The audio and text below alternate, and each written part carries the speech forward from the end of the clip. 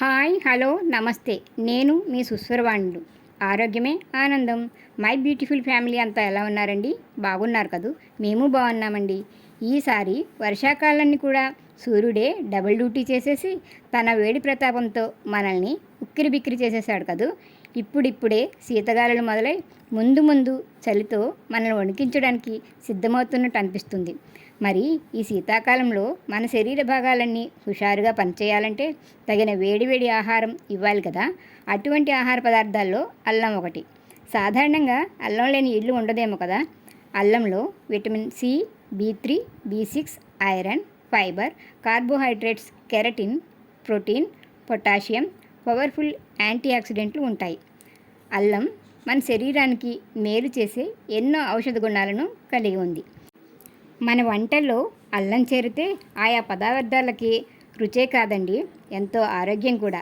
మాట కటువుగా ఉన్న మనసు వెన్నన్నట్టు అల్లం కూడా ఘాటే కానీ దీనిలో మంచి మాత్రమే మెండుగా ఉంది. అల్లం నొప్పి నివారణి. మన ఆరోగ్య సంరక్షణకు అల్లంలో ఉండే యాంటీ ఆక్సిడెంట్లు చాలా బాగా ఉపయోగపడతాయని నిపుణులు కనుగొన్నారు. అల్లం మనం తిన్న ఆహారాన్ని త్వరగా జీర్ణం చేసేస్తుంది. అల్లం గ్యాస్ సమస్యలను నివారిస్తుంది. అల్లం మనం తిన్న ఆహారాన్ని అరిగించడానికి కావాల్సిన ఎంజైమ్స్ని తయారు చేస్తుంది. అందుకే పూర్వం నుండి మన పెద్దలు అల్లానికి అంత ప్రాధాన్యతనిచ్చారు. ఈ మధ్య ఎక్కడ చూసినా క్యాన్సర్ మాటే వినిపిస్తుంది కదా. క్యాన్సర్ వచ్చిన వారికి, కీమోథెరపీ చేయించుకునే వారికి వచ్చే సైడ్ ఎఫెక్ట్ని తగ్గించడానికి అల్లం బాగా ఉపయోగపడుతుందని అల్లోపతి డాక్టర్లు చెప్తున్నారు. ప్రతిరోజు అల్లాన్ని ఏదొక రూపంలో తినేవారికి క్యాన్సర్ వచ్చే అవకాశం తక్కువగా ఉంటుందట. అజీర్ణ సమస్యలు అంటే తిన్న ఆహారం జీర్ణం కాకుండా ఇబ్బంది పడేవారికి అల్లం టీ లేదా అల్లం కషాయం బెస్ట్ రెమెడీ అన్నమాట. అల్లం గొంతు, నోటిలోని సమస్యలను దూరం చేస్తుంది. అల్లం రక్తంలోని కొలెస్ట్రాల్ని తగ్గిస్తుంది. అంతేకాదండి, మన శరీర భాగాల్లోని రక్త ప్రసరణకి ఎలాంటి ఆటంకాలు లేకుండా చేస్తుందట. చాలామంది మహిళలు ప్రెగ్నెన్సీ టైంలో వికారం, వాంతులతో చాలా బాధపడుతుంటారు. అటువంటి వారు అల్లంతో చేసిన మాదిఫల రసం తాగినా లేదా అల్లంతో చేసిన ఏదైనా ఆహారం తిన్నా ఇటువంటి సమస్యలు తగ్గుతాయని.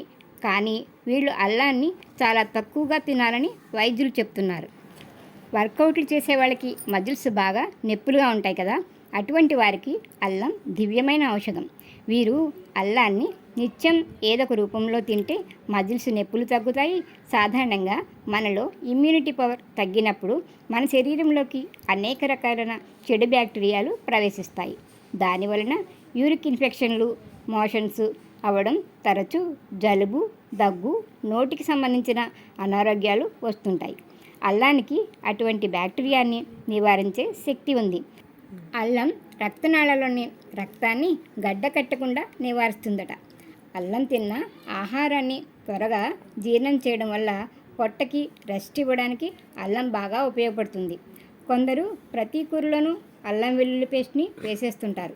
కానీ ఈ రెంటిని కలిపి ఎక్కువ వాడడం వల్ల పొట్టలో యాసిడ్స్ ఎక్కువ రిలీజ్ అయిపోయి పొట్టలో అల్సర్లు వస్తాయని, అల్లం వెల్లుల్లి పేస్ట్ని ఫ్రిడ్జ్లో పెట్టి రోజుల తరబడి నిల్వ చేయడం వల్ల వీటిలోని ప్రయోజనాలు నశించిపోతాయని, అల్లం నరాల సమస్యల్ని, కీళ్ళ నొప్పులకి చాలా బాగా పనిచేస్తుందని, పైత్యం చేసి కళ్ళు తిరుగుతున్నట్టు ఉన్న ఇటువంటి వారు అల్లం టీ తాగిన నొప్పులున్న కీళ్ల మీద అల్లం పేస్టుని పట్టీలా వేసిన వాతపు కీళ్ళ నొప్పులు తగ్గుతాయని, కొందరికి ఏమి తిన్నా నోటికి రుచిగా అనిపించకపోవడం జరుగుతుంది.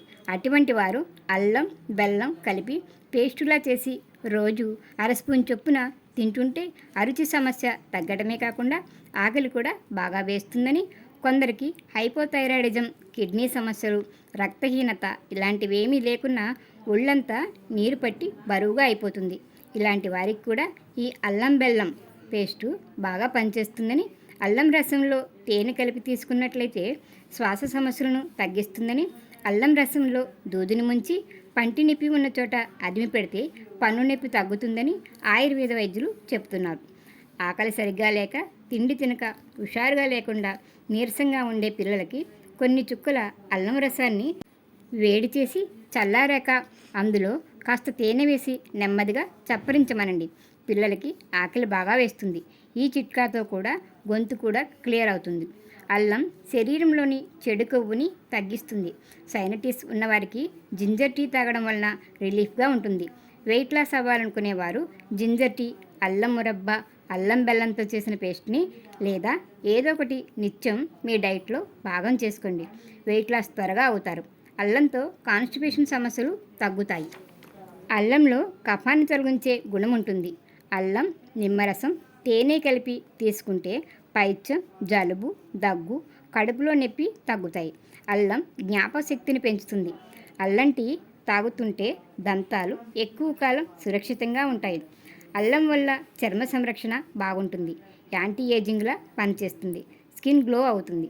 చర్మం ఆరోగ్యం బాగుంటుంది. అల్లం మన శరీరాన్ని కాలుష్యం మరియు యూవీ కిరణాల నుండి కాపాడుతుంది.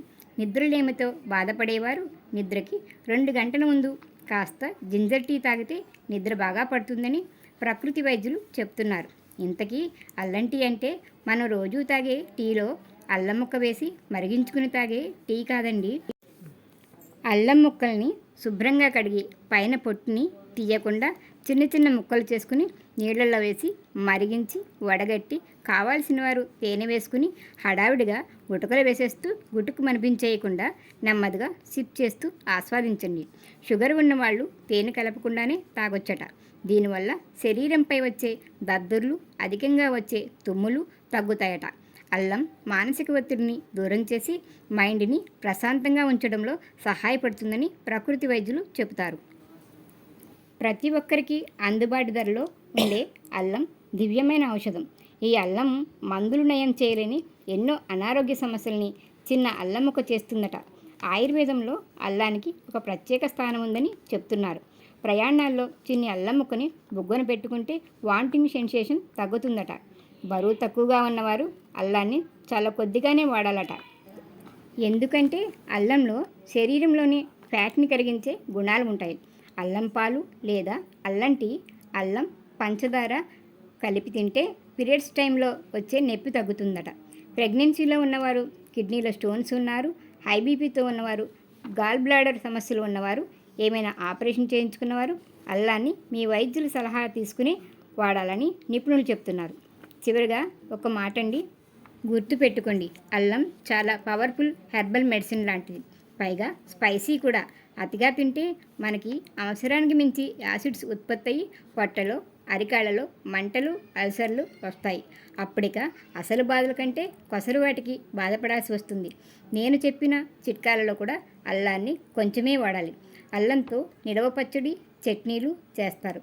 అల్లం నూనెతో కూడా మంచి ప్రయోజనాలు ఉన్నాయి. అవి మరెప్పుడైనా చెప్పుకుందాం. ఎలా ఉన్నాయండి మీ సుస్వరవాణిల ఘాటు అల్లం ముచ్చట్లు? మీకు నచ్చాయని అనుకుంటున్నాను. నచ్చితే లైక్ ఇచ్చి మిత్రులకి షేర్ చేసి సబ్స్క్రైబ్ చేయండి. మరో